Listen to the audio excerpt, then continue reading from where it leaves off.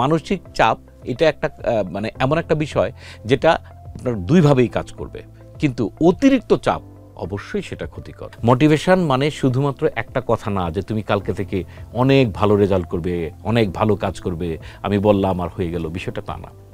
তখন একজন মানুষের যে চাপটা বাড়াতে হয় এর মধ্যে কতগুলো নিয়ামক, কতগুলো বিষয় কাজ করে।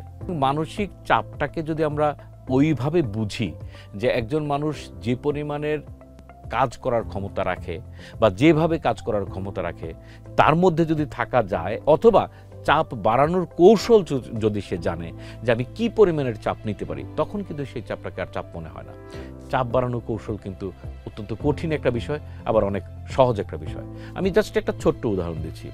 আপনি খেয়াল করেন, একজন বেদে সম্প্রদায়ের ছেলে মেয়ে যদি একটা সাপের সামনে যায় সে নিশ্চয়ই ভয় পাবে না, কিন্তু আমার আপনার ছেলে যদি একটা সাপের সামনে যায় সে ভয় পাবে। অর্থাৎ আমি যেটা বলতে চাচ্ছি সেটা হলো যে রিপিটেডলি একটা কাজ যখন একজন মানুষ করে, যখন অভ্যস্ত হয়ে যায় তখন তার চাপটা কমে আসে।